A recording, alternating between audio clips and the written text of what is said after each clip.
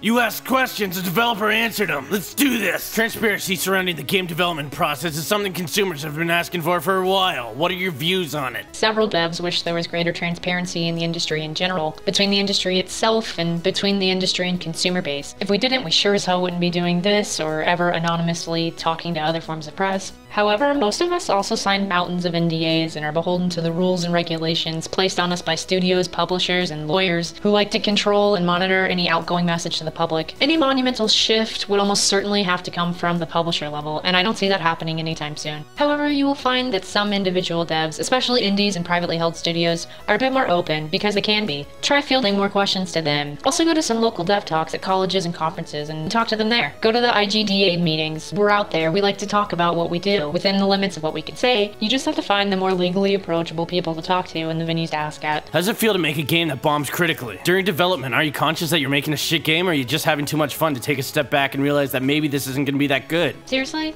How do you think? Terrible. Sometimes a game you're proud of just doesn't click with the target audience, and that just plain sucks. Sometimes, yes, we do know that the end product could be better if XYZ were different. And trust me, that foreknowledge of the inevitable is way worse. Sewer levels, awesome or fucking awesome! Oh my god, they're like the best ever. Does your game start with a sewer level? Because I will play it. I want to ask, what is with these strong female characters that keep getting used? The short-haired, bad-attituded, usually a bitch for the sole reason of being a bitch. Is this the kind of girl that devs actually think people want? Or has anyone actually said this kind of girl is great? I think it's gotten kind of old. The kind of character you described is certainly annoying and shallow, much like her counterpart, the bald, muscle-bound white dude with no personality. I don't think there's some kind of mass industry agenda pushing these kinds of characters. There are some writers and designers who write bland, stereotypical characters in general, and that sucks for everyone and every character involved, male or female. And certainly plenty of others who write wonderful, witty, fully developed characters. I can think of tons of strong female characters who don't fit this mold, but they might not be in the game that you're playing. There are well-written characters and poorly written characters across the board, across all kinds of games. The problem is that we still have any stereotypical or grossly overgeneralized characters. What's a possible solution?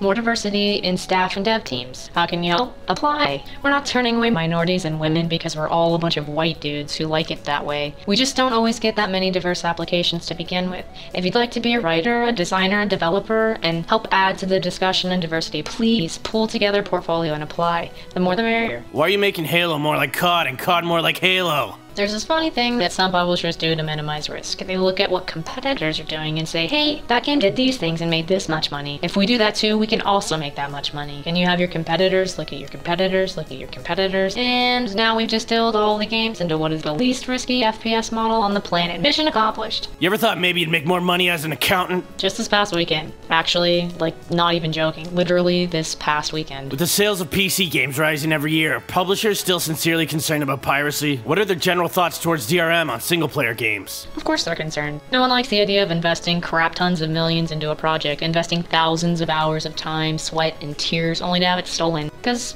that sucks. But that being said, how rampant is piracy still, and how much money is being lost over it? That's the funny thing with piracy. We don't know. I can see why publishers are paranoid, but we honestly don't know how big of a problem it is. Only that it definitely exists at some level. I can't speak to their general thoughts on DRM as I'm not a publisher, but you know what I think?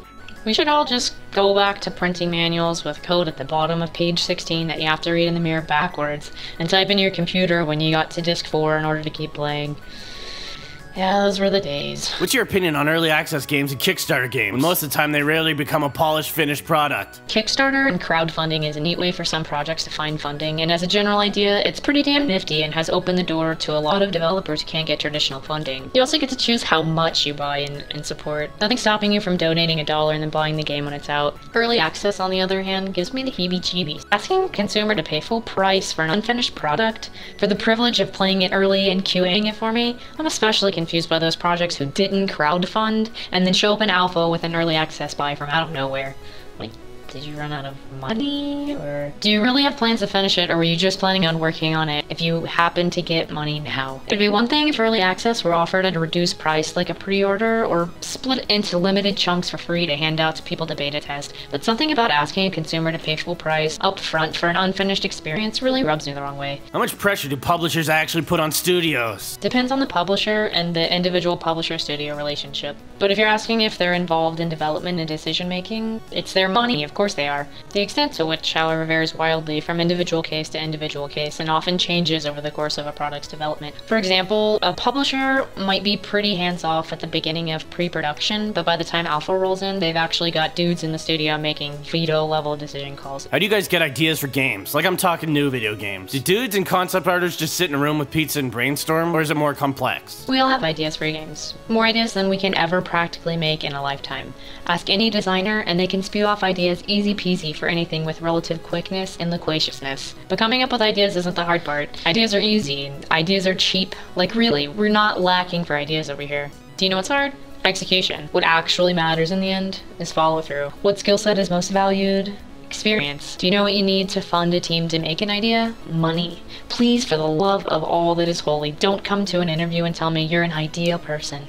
This has happened. This person did not get hired. This person broke my head for the rest of the day. With the recent drama going on, how's your opinion of gamers changed? And does that mean anything for future games you work on? My opinion of people who play games for enjoyment and happy times hasn't changed one bit. My opinion of internet trolls, assholes, and general douche canoes hasn't changed one bit either. I also do not conflate the two. Do you regret getting into the industry after what's happened the last year or so? What's happened the last year or so that's supposed to make me question my career choices more than anything else? Am I deeply saddened by the constant string of studio closures and my friends losing jobs because of political and publisher-led reasons? You bet. Do I regret my decision to be here because of it? No. Are some people on the internet amazing and wonderful and others deeply horrifying and sadistic? Yeah, but they've been there longer than a year too. How much does a good review cost? Weeks or months of crunching 14-hour days, 6 days a week, a couple of destroyed marriages, ignored friends, missing out on kids' developmental milestones, lost holidays, developing health risks from consuming too much fast food too often, years of your life used, sprinkle in with some pure dumb luck,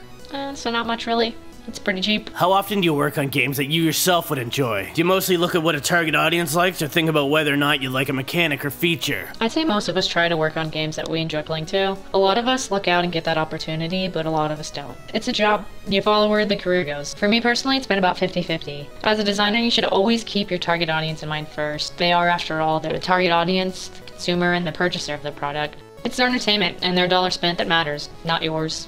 If you also happen to fall into that category, cool beans, that makes it a little easier. If you don't, oh well. It just means your job is a little harder, but not impossible. What is the most annoying paradigm that you'd like to break? That there is systematic, industry-wide effort to marginalize women in games. What? No. I'm a woman in games, a woman developer, I'm a woman player, I'm a woman gamer. Are there some shitty examples of poorly written women characters? Yup, you bet. Are there some really amazing, awesome women characters who are kick-ass role models? Yeah, those too. Are developers turning away women applicants because they have lady bits? No. Are there an equal amount of women applying for these jobs as men? No. And that makes me sad. Are there super awesome fans who write super awesome emails of support? Yup. Are there complete dipshits on the internet as well? Yup, those too. Is the industry really, really big, and can I find an example to support any opinion I wish to craft? Pretty much. Levity aside, I will also say this. I personally have been the target of harassment by a male coworker at a game company that I worked for. It was years ago, and yes, it fucking sucked. I can't go into detail, nor can I adequately express in words just how horrible it was, and just how inadequate saying it sucked really is. But you know what? It was dealt with. Perhaps not as quickly or as neatly as I would have liked at the time. When is it ever for the person experiencing it? But it was dealt with in the end by the company. Finished. And you know what? These are the actions of one guy, out of literally hundreds of people I worked with. One. His actions do not speak for the industry nor the rest of my colleagues. They only speak for him. Do I regret my decisions to enter the industry or blame the industry for what happened? How could I? I blame him. He's an adult, fully in control of his own actions. And you know what? The teammates who did know about what was going on came to my aid and my defense immediately. And every single one of them was male. They didn't put up with his shit either. They tried extra hard to make the environment a safe and happy place to work in light of his actions. Because as it turns out, they don't like harassing assholes either. These are the people that make working in the industry wonderful and delightful. These hundreds, these thousands of people, not the one outlier. I don't think games have it any worse than any other STEM-based field. We do what we do because we love it, and we love interacting with the people who work there. With that said, there is a discussion to be had about women in STEM and getting more girls at a young age interested in STEM-related fields. How much does games media affect the development of the game? Now, and as far as the development cycle goes, if we're using the term games media to mean the same thing, at least in my experience, the media have never influenced my day-to-day decisions. How does the media affect sales, our future job prospects, and bonuses, if we even get one, after the game launches? A lot. Like, here's an example. You ever see those Metacritic scores? Guess what? Some companies base their bonus pools off of that number and not other metrics like final numerical sales or profit margin. So that's fun. Hope it rates above 90 or no bonus money for you. Which would you rather fight, $100? No!